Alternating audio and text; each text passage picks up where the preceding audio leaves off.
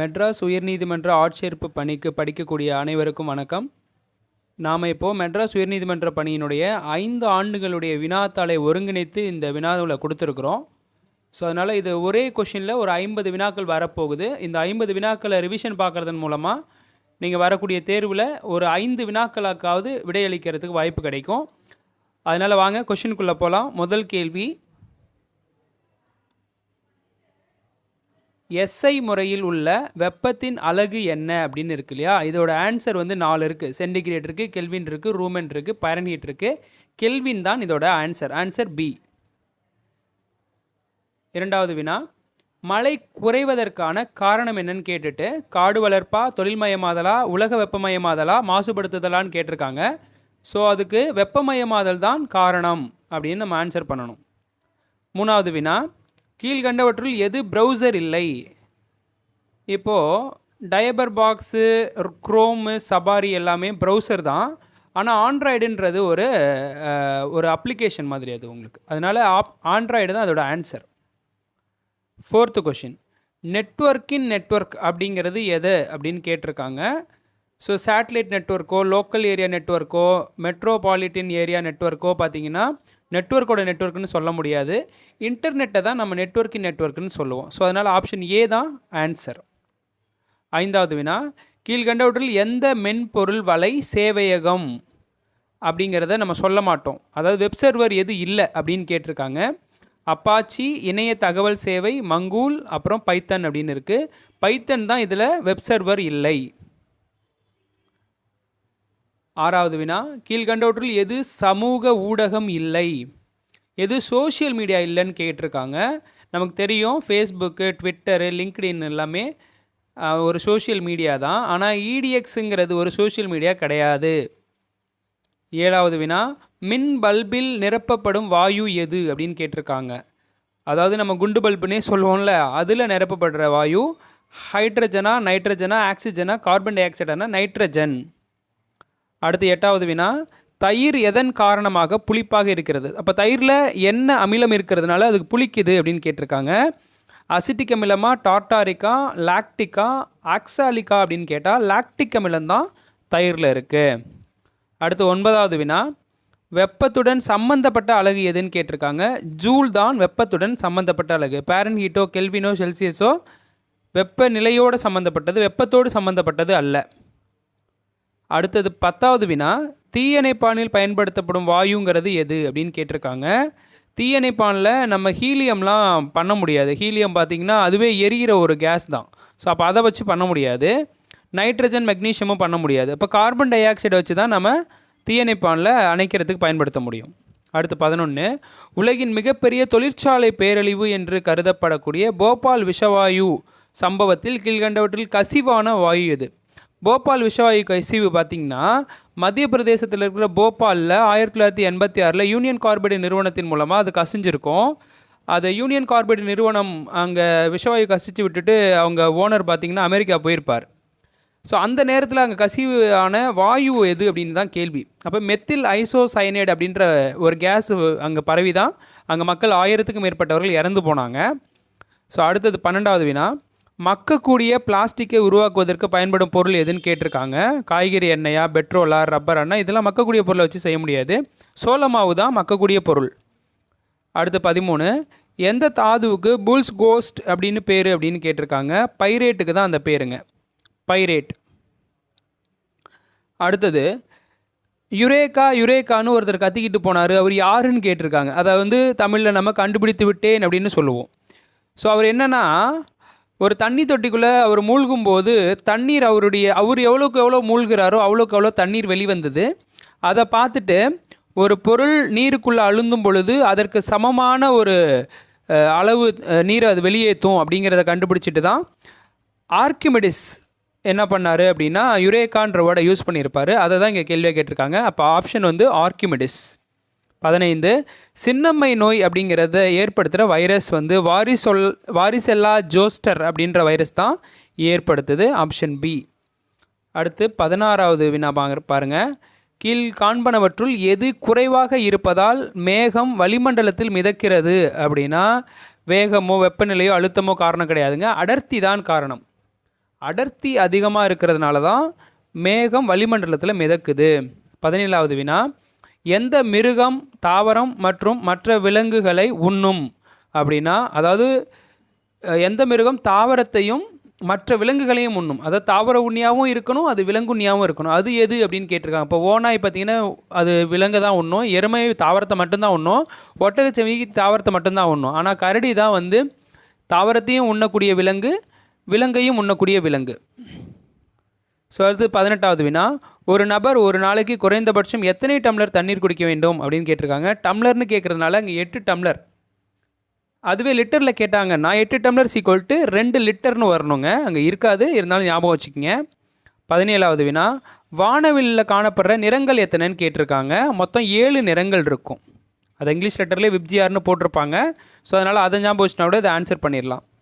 20வது கேள்வி, கூடுகளில் வாழாத உயிரினம், அதாவது தனக்காக ஒரு கூடை கட்டிக்கிட்டோ இல்லை வேறு ஒரு கூட்டிலையோ போய்லாம் தங்காத உயிரினம் எதுன்னு கேட்டிருக்காங்க. இப்போ காக்கா, கிளி, புறா எல்லாம் பார்த்திங்கன்னா தனக்காக கூடு கட்டிக்கும், இல்லைனா வேறு ஒரு கூட்டிலையாவது போய் குடியிருக்கும். ஆனால் வௌவால்கள் மரத்தில் தொங்குமே தவிர அதுங்க கூடு கட்டி வாழக்கூடிய உயிரினமே இல்லை. அடுத்தது 21, சிங்கம், கரடி, குரங்கு இந்த மேற்கண்ட விலங்குகள் பொதுவான குணம் என்ன அப்படின்னா, ஆப்ஷன் ஏவை பாருங்கள், பியை பாருங்கள், சியை பாருங்கள், டியையும் பாருங்கள். எது ஆன்சர்னு நான் சொல்கிறேன். ஆப்ஷன் ஏ பாருங்கள், அந்த விலங்குகள் பழம் மற்றும் கொட்டைகளை உண்ணும். பழம் கொட்டைகளை சிங்கம், கரடி, குரங்குலாம் உண்ணாது இல்லையா, அதனால் அதுக்கு ஆப்ஷனாக இருக்க வாய்ப்பே இல்லை. பியை பாருங்கள், அந்த விலங்குகள் மற்ற விலங்குகளை வேட்டையாடி தின்னும். இப்போ சிங்கம் வேட்டையாடும் கரெக்டு, கரடி வேட்டையாடும் கரெக்டு, ஆனால் குரங்கு வேட்டையாடுமானா இல்லையே, அது வந்து பழங்கள், காய்கறிகள் இந்த மாதிரி தானே சாப்பிடும், அதனால் அங்கே அதுக்கு பொருந்த வாய்ப்பு இல்லை. சி பாருங்கள், அந்த விலங்குகள் வீட்டு விலங்குகளா, இதுங்க கண்டிப்பாக வீட்டு விலங்குகள் கிடையாது, எல்லாமே காட்டு விலங்குகள் தான். அப்போது இந்த 3மே இல்லைன்னா ஆட்டோமேட்டிக்காக ஆன்சர் என்னவாக தான் இருக்குங்க, டியாக தான் இருக்கும். அந்த விலங்குகள் வீடு கட்டி கொள்ளாது, அது தங்குவதற்கு ஏதேனும் ஒரு இடத்தை தேடும். குரங்காக இருக்கட்டும், கரடியாக இருக்கட்டும், சிங்கமாக இருக்கட்டும், எல்லாமே சிங்கம் குகையில் வாழும், கரடியும் குகையில் தான் வாழும், குரங்குங்க மரத்து மேலே வாழும்ல. அப்போ டி தான் ஆன்சர். அடுத்து 22 பாருங்கள், கீழ்கண்டவற்றில் எதற்கு கால்கள் இல்லை? எறும்புக்கு கால் இருக்குது, வண்ணத்து பூச்சிக்கு கால் இருக்குது, பல்லிக்கும் இருக்குது, மண்புழுக்கு தான் இல்லை. அடுத்தது 23வது கொஸ்டின் பாருங்கள், நாம் சாப்பிடும்போது கீழ்கண்டவற்றில் எதை செய்யக்கூடாது? 4 ஆப்ஷனையும் படிச்சுட்டு ஆன்சர் எதுன்னு சொல்கிறேன். வாயை மூடிக்கொண்டு உணவை உண்ண வேண்டும், அது வந்து செய்யணும். இங்கே நமக்கு ஆன்சர் என்ன, எது செய்யக்கூடாதுன்னு கேட்டிருக்காங்க இல்லையா, வாயை மூடிக்கிட்டு தான் உணவு சாப்பிடணும், அது நல்லாவே தெரியும். அப்போ அது ஆன்சராக இருக்க வாய்ப்பு இல்லை. உணவை மெதுவாக மெல்வதும் சாப்பிடுவதில் ஒரு சிறந்த முறை தான், அப்போ அதுவும் அதில் பொருந்தாத ஒன்று கிடையாது. உணவு சாப்பிடும்போது பேசக்கூடாதுன்னு சொல்லியிருப்பாங்க, அதுவும் கரெக்டு தான். அப்போ இங்கே தப்பாக பொருந்திருக்கிறது எதுன்னா, வாய் முழுவதும் உணவால் நிரப்ப வேண்டும். வாய் ஃபுல்லாக கொம்கிக்கிட்டுலாம் நம்ம சாப்பிட முடியாது இல்லையா, அதனால் அதுதான் தப்பாக பொருந்திருக்கு. 24வது வினா பாருங்கள், மிகவும் வேகமாக ஓடக்கூடிய விலங்கு இந்த 4ல் எதுன்னு கேட்டிருக்காங்க. சிங்கம், புலி, சீட்டா, மான் எல்லாமே வேகமாக ஓடுறது. ஆனால் இந்த 4ல் எது ரொம்ப வேகம் அப்படின்னு பார்த்தீங்கன்னா சீட்டா தான். ஏன்னா அது ஒரு மணி நேரத்தில் 180 km/h அப்படின்ற ஸ்பீடில் ஓடக்கூடிய விலங்கு மட்டும் எதுனா சீட்டா தான். ஸோ 25வது கொஸ்டின் பாருங்கள், கீழ்கண்டவற்றில் எது அனைத்துண்ணின்னு கேட்டிருக்காங்க. அனைத்துண்ணினா அது வந்து நான்வெஜ்ஜும் சாப்பிடணும், வெஜிடேரியனாகவும் இருக்கணும். குரங்கு பாருங்கள், குரங்கு எப்படி இருக்கும், குரங்கு வந்து வெஜிடேரியன் தானே. அடுத்தது புலி வந்து ஒரு நான் வெஜிடேரியன். அதுக்கப்புறம் பார்த்தீங்கன்னா காண்டாமிருகம் ஒரு வெஜிடேரியன். அப்போ இதெல்லாம் அனைத்துண்ணியே கிடையாது. ஆனால் நாய் நமக்கு எல்லாத்தையுமே சாப்பிடும், அதனால் நாய் தான் இதோட ஆன்சர். 26வது கொஸ்டின், தாவரங்கள் எதன் மூலம் தனது உணவை தயாரித்து கொள்ளும் அப்படின்னு கேட்டிருக்காங்க. மகரந்த சேர்க்கை அதோடைய சந்ததியை பெருக்க, பல சேர்க்கைங்கிறது அதோடைய பழம் நமக்கு கிடைக்கிறதுக்கான ஒரு சேர்க்கை. அப்புறம் ஒளிச்சேர்க்கை, ஒளிச்சேர்க்கை தான் இப்போ ஆன்சராக இருக்கணும் இல்லையா, ஸோ அதனால் ஆன்சர் வந்து ஒளிச்சேர்க்கை. 27 பாருங்கள், ஒரு நபர் மேஜையை ஒரு இடத்திலிருந்து மற்றொரு இடத்திற்கு இழுப்பதற்கு எதை பயன்படுத்தி இழுக்கணும்னா விசையை பயன்படுத்தி தான் இழுக்கணும். ஆன்சர் வந்து விசை. 28, தன் சுய ஒளியை வெளியிடும் பொருள் டேஷ் என்று அழைக்கப்படுகிறதுனா ஒளிரும் பொருள் தானே அப்படி அழைக்கப்படும், அதனால் ஒளிரும் பொருள் என்று ஆப்ஷன் சி. 29 பாருங்கள், கண் பாவையில் நுழையும் ஒளிக்கதிரின் அளவை கட்டுப்படுத்தும் கண்ணின் நிறமுடைய பகுதி எது அப்படின்னு கேட்டிருக்காங்க. கருவிழி தாங்க அப்படி அழைக்கப்படுது. ஆன்சர் டி, கருவிழி. 30வது கொஸ்டின், நட்சத்திரங்கள் போன்ற நீண்ட தூரத்தில் இருக்கும் பொருட்களை பார்க்க பயன்படும் கருவியின் பெயர் எது அப்படின்னா, நாம் இப்போ நுண்ணோக்கி, கண்ணாடி, வில்லை, புகைப்பட கருவியெல்லாம் என்ன சொல்லுவோம்? நுண்ணோக்கிலாம் மைக்ரோஸ்கோப் சொல்லுவோம். ஆனால் நமக்கு டெலஸ்கோப் தான் வேணும். இப்போ டெலஸ்கோப்புங்கிறது தொலைநோக்கியை தான் சொல்லுவோம். ஓகேவா? அதனால் ஆன்சர் வந்து டி 30க்கு. 31க்கு கீழ்கண்ட கூற்றுகளுள் உண்மைத்தன்மையை கண்டறியவும். ஒரு பொருளை சூடாக்கும் பொழுது அதன் வெப்பநிலை குறையுமா? ஒரு பொருளை சூடாக்கும் பொழுது அதன் வெப்பநிலை குறைகிறதுன்னு இருக்கு. ரெண்டாவது, சூடாக்கும் போது பொருள் விரிவடையுமா அப்படின்னா ஆமாம், விரிவடையும் தான் இல்லையா? சூடாக்கும் போது பொருள் விரிவடையும். அப்போ ஒரு பொருளை சூடாக்கும் போது அது வெப்பநிலை குறையாது, அதிகரிக்கும். அப்போ ஒன்று தப்பு, கூற்று 1 தவறுன்னு வரணும். ரெண்டாவது, சூடாக்கும் போது பொருள் விரிவடைகிறதுன்னு இருக்குது, அது கரெக்டு. அப்போ ரெண்டாவது சரின்னு வரணும். அப்போ கூற்று 2 சரியானது மற்றும் கூற்று 1 தவறானதுன்னு ஆப்ஷன் ஏவில் இருக்குது. ஸோ அதுதான் ஆன்சர். 32, மேஜை விசிறியை நீண்ட நேரம் பயன்படுத்தி அதை அணைத்த பின் மோட்டார் பெட்டியை தொடும் பொழுது, அதாவது நம்ம டேபிள் ஃபேன்னு சொல்லுவோம்ல, அதை ரொம்ப நேரம் யூஸ் பண்ணிவிட்டு அதை நிப்பாட்டிட்டு பின்னாடி போய் மோட்ரு தொட்டு பார்த்தோம்னா அந்த மோட்டார் சூடாக தான் இருக்கும். அந்த சூட்டுக்கு என்ன காரணம்னு கேட்குறாங்க. ஆப்ஷன் பி தான் இதுக்கான ஆன்சர். மின்னோட்டத்தின் வெப்ப விளைவின் காரணமாகத்தான் அது சூடாக இருக்கிறது. 33, நாம் வீடுகளில் மின் உபயோகத்தை தீர்மானிக்க பயன்படுத்தப்படும் 2 காரணிகள் எது அப்படின்னு கேட்டிருக்காங்க. இதோட ஆன்சர் வந்து சிங்க. மின்சாரத்தின் அளவு மற்றும் பயன்பாட்டின் நேரத்தால் தான் அந்த மாதிரி நடக்குது. அடுத்து 34வது வினா, அசல் ஒளி அலையின் டேஷ் காரணமாக எதிரொலி நிகழ்கிறதுன்னு கேட்டிருக்காங்க. பிரதிபலிப்பின் காரணமாகத்தான் எதிரொலி நிகழ்கிறது. 34க்கு டி.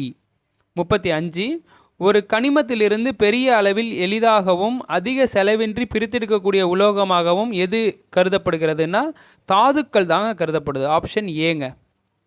36, ரசக்கலவை என்பது டேஷுடன் உலோகம் சேர்ந்த கலவைன்னு கேட்டிருக்காங்க.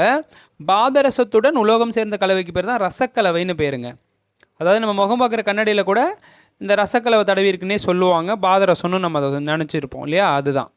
37 பாருங்கள், ஒரு கார் எரிபொருளை கொண்டு எவ்வாறு இயங்குகிறதுனா எரிபொருள் எரிவதால் தான் இயங்குகிறது. எரிபொருள் என்ன ஆகணுங்க? எரியணும். 38, மீனின் இதயத்தில் எத்தனை அறைகள் இருக்கும் அப்படின்னா 2 அறைகள் இருக்குங்க. 39, மனிதனின் முக்கிய இரத்த வகைகள் எது அப்படின்னா ஏபி மற்றும் ஓ. ஆப்ஷன் ஏ தாங்க அதுக்கு சரியான ஆன்சர். Option A. 40, ஒவ்வொரு வருடமும் எந்த நாள் மாதவிடாய் சுகாதார நாளாக அனுசரிக்கப்படுகிறதுனா மே 28ஆம் தேதியை அப்படி அனுசரிக்கிறோம். 40க்கு சி. 41, ஒவ்வொரு மனித செல்லிலும் பொதுவாக எத்தனை ஜோடி குரோமோசோம்கள் இருக்கும் அப்படின்னா 23 ஜோடி குரோமோசோம்கள் இருக்குங்க. 42, புதை உயிர் படிவங்கள் டேஷ் பாதுகாக்கப்பட்ட பழங்கால உயிர்களை பற்றி ஆதாரமாக விளங்குகிறதுன்னு கேட்டிருக்காங்க. இயற்கை செயல்முறைகளால் பாதுகாக்கப்பட்ட பழங்கால உயிர்களை பற்றி ஆதாரமாக விளங்குது புதை உயிர் படிவங்கள்.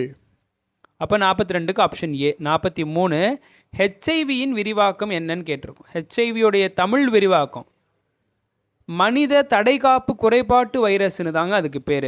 ஆப்ஷன் டிங்க.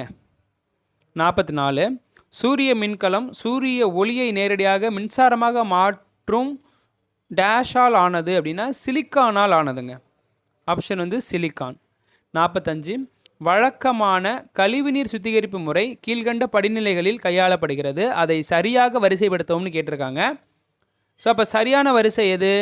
இங்கே கொடுத்துருக்கிறது பார்த்தீங்கன்னா நீர் மறுசுழற்சி, வடிகட்டுதல், படிவு அகற்றுதல், காற்றோட்டம் கொடுத்துருக்காங்க. ஆனால் இதில் முதல்ல வர வேண்டியதுன்னா முதல்ல வடிகட்டுதல் வரணும். அப்போ 2 அப்படிங்கிற ஆப்ஷன் முதல்ல இருக்குது. ரெண்டாவதாக எது வரணும்னா காற்றேற்றம் வரணுங்க. ரெண்டாவது காற்றேற்றம் வரணும். 3வது படிவு அகற்றுதல் வரணும். 4வது நீர் மறுசுழற்சி வரணும். அப்போது ஆப்ஷன் பி தான் அதோட ஆன்சர். 46, ஒரு கணினியில் பல கோப்புகளை சேமிக்க டேஷ் பயன்படுகிறதுன்னு கேட்டிருக்காங்க. கோப்பு தொகுப்பு தான் பயன்படுகிறதுங்க. அடுத்து 47, அலுமினியம் எதிலிருந்து பிரித்தெடுக்கப்படுகிறதுனா பாக்சைட்டில் இருந்து தாங்க அலுமினியம் பிரித்தெடுக்கப்படுகிறது. 48க்கு பார்த்தீங்கன்னா எத்தனை நிமிடங்களுக்கு மேல் பிராணவாயு கிடைக்காமல் விட்டால் மூளை செயல்படும் திறனை இழந்துவிடும் அப்படின்னா 4 நிமிடங்களுக்கு மேல். 49 காசநோய் எதன் மூலம் பரவுகிறதுனா காற்று மூலமாகவே அது பரவிடும். 50 மீனின் சுவாச உறுப்பு எதுன்னா செவுள்களை தான் மீனின் சுவாச உறுப்புன்னு சொல்லுவோம், ஆப்ஷன் சி.